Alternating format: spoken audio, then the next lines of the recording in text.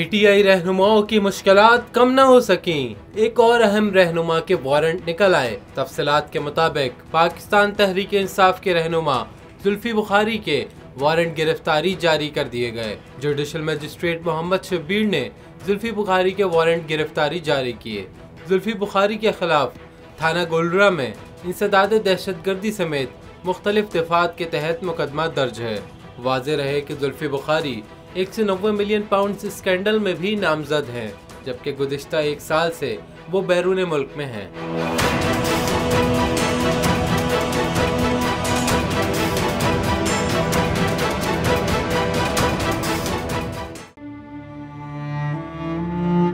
अवाम के लिए एक और मुश्किल, आटे की अदम दस्तयाबी पर अवाम परेशान। शदीद गर्मी में यूटिलिटी स्टोर्स के बाहर लंबी लंबी कतारें।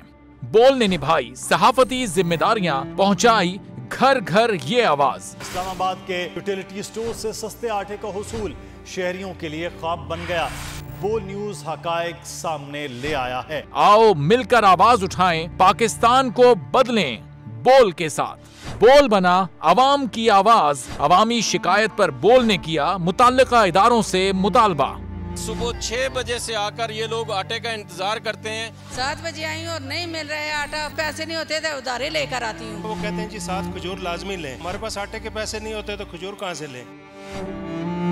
क्योंकि बोल है पाकिस्तान का नंबर 1 न्यूज चैनल। सब्सक्राइब करें और बेल दबाएं ताकि कोई खबर रह न जाए।